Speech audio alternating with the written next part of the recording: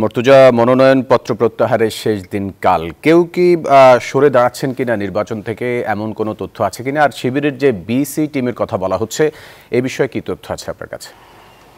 রাজশাহী বিশ্ববিদ্যালয়ে কেন্দ্রীয় ছাত্র সংসদ নির্বাচনের প্রাথমিক প্রার্থী তালিকা প্রকাশ করা হয়েছে। আর গতকালকে সেই তালিকার উপরে আপত্তি এবং শুনানি নিষ্পত্তি কিন্তু সম্পন্ন হয়েছে। এখন আগামীকালকে মনোনয়ন প্রত্যাহারের শেষ দিন। যেসব প্রার্থীরা মনোনয়নপত্র প্রত্যাহার করতে চান তারা কালকে সেই সুযোগ পাবেন এবং তারপরে 14ই সেপ্টেম্বর কিন্তু চূড়ান্ত প্রার্থী তালিকা ঘোষণা করা হবে।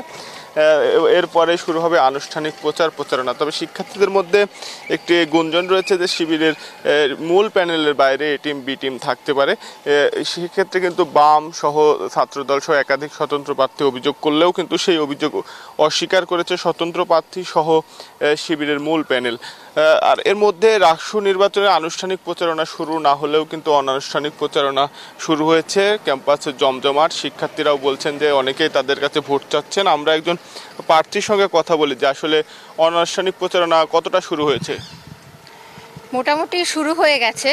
শিক্ষার্থীদের মধ্যে একটা উত্তেজনা দেখা যাচ্ছে। আসলে গত 17 বছরে অনেকেই আছে মানে ভোট দেয়নি, তারা প্রথমবার বলা যায় রাকসু থ্রুতে আর কি ভোট দিতে পারছে। তা এখনও যেহেতু আমাদের আনুষ্ঠানিক প্রচারণা শুরু হয়নি, সেই হিসাবে কিন্তু আমরা আমাদের পরিচিত যারা শিক্ষার্থী আমরা তাদের কিন্তু ভালো সাড়া পাচ্ছি।